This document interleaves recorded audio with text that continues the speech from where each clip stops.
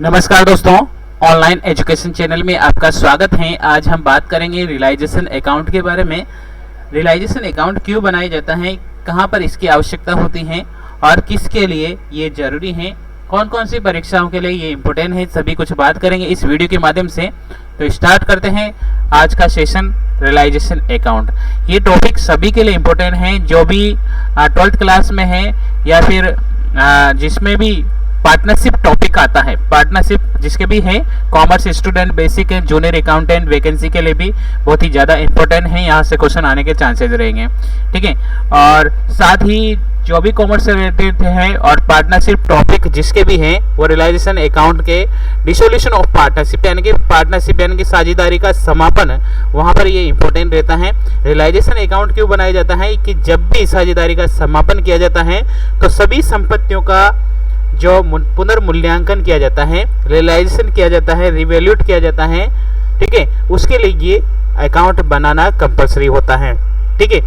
जब संपत्ति को बेचा जाता है और दायित्व को चुका दिया जाता है, संपत्ति यानी कि दायित्व को चुका दिया जाता है, जब आपका फर्म है, साझेदारी फर्म है, वो ही समाप्त हो गया है, तो उसकी जो संपत्तियां हैं वो भी बेचनी पड़ेगी और उसकी जो दायित्व है वो भी चुकाने पड़ेंगे। साथ में जब भी इसका जो बैलेंस निकलता है, यदि डेबिट बैलेंस हुआ तो आपका अगर डेबिट बैलेंस ज़्यादा है और क्रेडिट बैलेंस कम है, तो डेबिट बैलेंस ज़्यादा है तो यहाँ पर आपको लॉस हो जाएगा, और क्रेडिट बैलेंस ज़्यादा है तो यहाँ पर क्या हो जाएगा, लॉस हो जाएगा।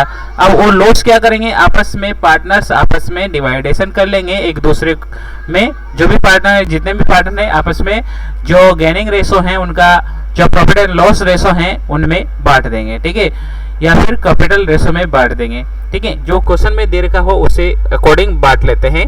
अगर कुछ भी नहीं दिया है, पार्टनरशिप डीड नहीं है, तो बेसिक यहाँ पर एवरेजन यानी कि नॉर्मली जो उनका प्रॉफिट एंड लॉस रेशो रहता है वो इक्वल रहता है, तो ये बांट लेते हैं। अब रियलाइजेशन अकाउंट में क्या आएगा, आपने देखा है कि संपत्ति और दायित्व यानी कि जो बैलेंस शीट है आपके, उस बैलेंस शीट में कुछ संपत्तियां दे रखी होती हैं और कुछ दायित्व दे रखे रहते हैं। बेसिकली आपको जो भी संपत्तियां दे रखी हैं, सिवाय केस को छोड़कर जो भी संपत्तियां दे रखी हैं उसको, केस को छोड़कर वो यहाँ पर लिख ली जाती है, ठीक है। तो यहाँ पर आप 2 लिखेंगे और उसके बाद लिखेंगे जितने भी एसेट्स है, सनरीज एसेट्स, ठीक है। अब इस सनरीज एसेट्स में ऑल एसेट्स आ गए, जैसे कि बिल्डिंग हो गया है, ठीक है, मशीनरी हो गया है, ठीक है, फर्नीचर हो गया है, ठीक है। ऑल एसेट्स कहने का मतलब ऑल एसेट्स यहाँ पर आपको आ जाएगी, ठीक है, यहाँ पर लिख देना है। डेटर्स हो गया है और स्टॉक हो गया है, ठीक है, मोटर कार हो गया है, अदर एसेट्स जो भी है वो यहाँ पर लिख दी जाएगी। आ गया समझ में आपको क्या लिखना है यहाँ पर सन्ड्री डेटर्स में। सन्ड्री डेटर्स में जितने भी बैलेंस शीट में आपको बैलेंस शीट दी जाएगी, वहाँ पर वैल्यू दी जाएगी, और बैलेंस शीट नहीं दी जाएगी तो क्वेश्चन में दिया जाएगा कि जितने भी एसेट्स हैं, जो अभी एसेट्स क्या होती हैं, बिल्डिंग होती हैं, मशीनरी होती हैं, प्लांट एंड मशीनरी होती हैं, फर्नीचर होती हैं, जितने भी व्यवसाय में बिजनेस को चलाने के लिए आवश्यक हैं वो सभी एसेट्स होती हैं, ठीक है, जिससे बिजनेस को प्रॉपर चलाया जा सके, वो सभी एसेट्स है, ठीक है। अब बिजनेस में मशीनरी हो सकती है, बिल्डिंग हो सकती है, ठीक है, स्टॉक हो सकता है ना, ठीक है, डेटर्स हो सकता है, मोटर कार हो सकता है, और भी अदर जो एसेट्स हैं वो सब रिकॉर्ड कर दी जाएगी बैलेंस शीट में। जो भी एसेट्स हैं वो रियलाइजेशन के डेबिट बॉक्स में लिखेंगे, और ये कौन सी साइड रहेगी आपको सभी को पता है, ये रहेगी आपकी डेबिट साइड, ठीक है। तो ये डेबिट साइड रहती है और ये रहती है क्रेडिट साइड, डेबिट साइड और ये है क्रेडिट साइड। तो आपको डेबिट साइड में ऑल एसेट्स रिकॉर्ड करनी है, ठीक है। अब बात करते हैं लायबिलिटीज की, तो लायबिलिटीज किधर लिखी जाएगी, क्रेडिट साइड पे। लायबिलिटीज का बैलेंस क्या रहता है, क्रेडिट रहता है, तो क्रेडिट साइड पे लिखी जाएगी, ठीक है। तो यहाँ पर सन्ड्री क्रेडिटर यानी कि सन्ड्री लायबिलिटीज लिखा जाएगा, ठीक है। क्या लिखा जाएगा, लायबिलिटीज, जितनी भी लायबिलिटीज है वो यहाँ पर लिख दी जाएगी, चाहे वो क्या हो, और किस बुक वैल्यू पर, किस पे लिखा जाएगा, बुक वैल्यू पर, ठीक है। बुक वैल्यू पर क्यों लिखा जाएगा, जो भी बुक वैल्यू है उनकी उस पर लिखा जाएगा, ठीक है। अब बैलेंस शीट में जो वैल्यू है उस पर लिखा जाएगा, कहने का मतलब है बैलेंस शीट में जिस अमाउंट में दिखाया गया है उसी अमाउंट से यहाँ पर लिखा जाता है, ठीक है। अब यहाँ पर सारी की सारी जो भी हैं वो सारी की सारी जो लाइबिलिटीज़ हैं वो यहाँ पर लिख दी जाएगी। अब यहाँ पर एक रियलाइजेशन अकाउंट बनाने के लिए, ठीक है, कोई भी एसेट्स हैं, कोई भी लाइबिलिटीज़ हैं, उसको रियलाइज करने के लिए यानी कि उसके मूल्य का पता करने के लिए एक रियलाइजेशन एक्सपेंसेज होता है, वो चुकाना पड़ता है। किसी व्यक्ति को हायर करना पड़ता है और वो इसका रियलाइजेशन करता है और रियलाइजेशन एक्सपेंसेज के रूप में उसको पेड करना रहता है। तो क्या कर दिया जाएगा, रियलाइजेशन एक्सपेंसेज को क्या कर दिया जाएगा, ठीक है। तो यहाँ पर लिख दिया जाएगा टू बैंक अकाउंट, और ये क्या है, रियलाइजेशन एक्सपेंसेज, ठीक है, रियलाइजेशन एक्सपेंसेज, ठीक है, एक्सपेंसेज के नाम से लिखा जाएगा, वो यहाँ पर लिख दिया जाएगा, ठीक है। ऑल एसेट्स हो गई हैं डेबिट साइड पे, ऑल लाइबिलिटीज हो गए हैं बुक वैल्यू पर लिखा जाएगा। किस पे लिखी जाएगी, बुक वैल्यू पे। ऑल लाइबिलिटीज लिखी जाएगी क्रेडिट साइड पे, और जो रियलाइजेशन एक्सपेंसेस चुकाया जाएगा उसको लिखा जाएगा डेबिट साइड पे।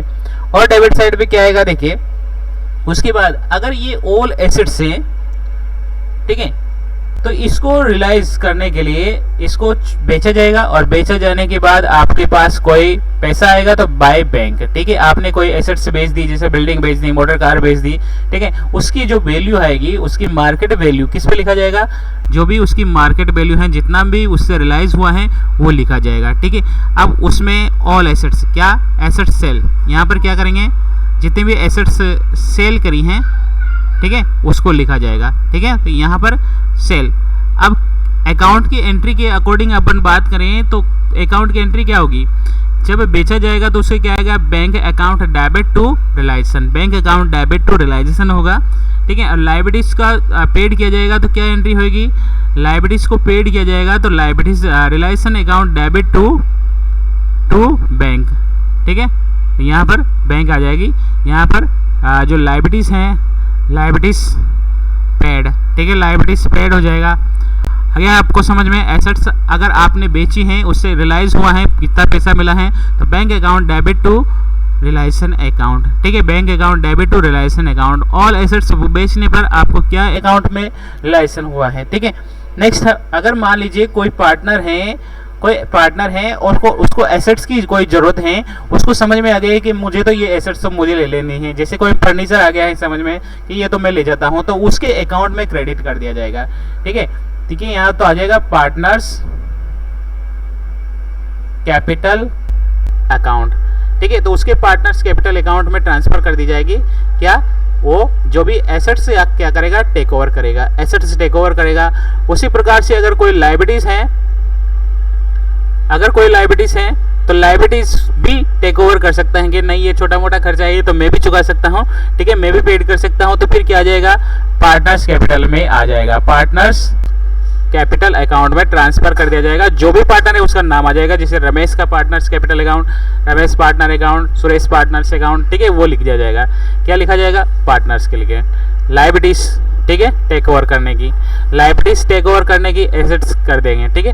अब यहाँ पर देखिए, जितना भी टोटल होगा, यहाँ पर टोटल करेंगे, इन सब का टोटल करेंगे, और यहाँ पर इधर टोटल करेंगे। अगर मान लीजिए इधर का टोटल यानी कि क्रेडिट साइड का टोटल ज़्यादा हुआ है, तो वो आ जाएगा टू पार्टनर्स कैपिटल अकाउंट या करंट अकाउंट में ट्रांसफर कर दिया जाएगा, ठीक है। दो पार्टनर हैं ए बी, तो उसके अकाउंट में उसका प्रॉफिट बांट दिया जाएगा। ये क्या होगा, ये होगा प्रॉफिट, ये होगा प्रॉफिट।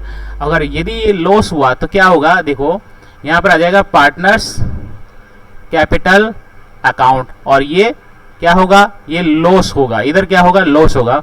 दोनों पार्टनर में डिवाइड कर देंगे, जो भी पार्टनर प्रॉफिट शेयरिंग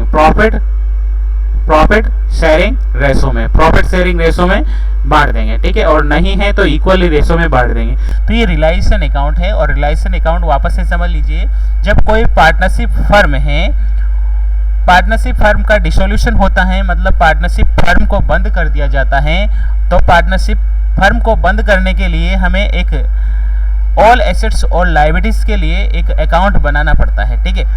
जितनी भी एसेट्स हैं उसको रियलाइजेशन वैल्यू निकाली जाती है, उसकी जितनी भी लाइबिलिटीज है उसकी रियलाइजेशन वैल्यू निकाली जाती है। यदि कोई एसेट्स हैं जो पार्टनर्स ले रहा है तो उसकी रियलाइजेशन वैल्यू क्या होगी, उसके द्वारा कितने में ली गई है उसकी वैल्यू को लिखा जाता है। और फाइनली ये पता चलता है कि सब एसेट्स को बेचने के बाद और सब लाइबिलिटीज को चुकाने के बाद में जो बिजनेस में प्रॉफिट बचा है या लॉस बचा है। यदि प्रॉफिट बचा है तो ऑल पार्टनर उसको डिवाइड कर लेंगे, यदि लॉस भी बचा है तो भी ऑल पार्टनर डिवाइड कर लेंगे।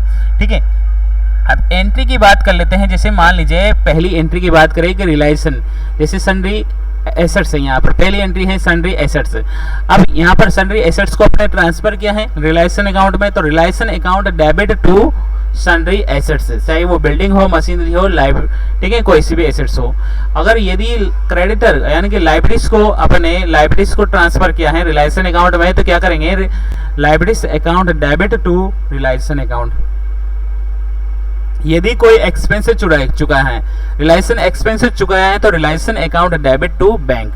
ठीक है, और यदि कोई लायबिलिटीज टेक ओवर की है किसी पार्टनर के द्वारा, तो क्या जाएगा, partners realisation account debit to partners capital account. ठीक है, तो ये यहाँ पर लिखा जाएगा। यदि कोई एसेट्स बेची गई है और उससे कुछ मूल्य मिला है, तो बैंक अकाउंट डेबिट टू रिलायसन होगा। ठीक है, यदि कोई एसेट्स हैं जो किसी पार्टनर के द्वारा टेक ओवर कर ली है, तो partners capital account debit to क्या जाएगा, रिलायसन अकाउंट हो जाएगा। ठीक है, और फाइनली प्रॉफिट एंड लॉस की एंट्री क्या होगी, रिलायसन अकाउंट डेबिट। प्रॉफिट की क्या होगी, realisation account debit to partners capital account या पार्टनर्स करंट अकाउंट।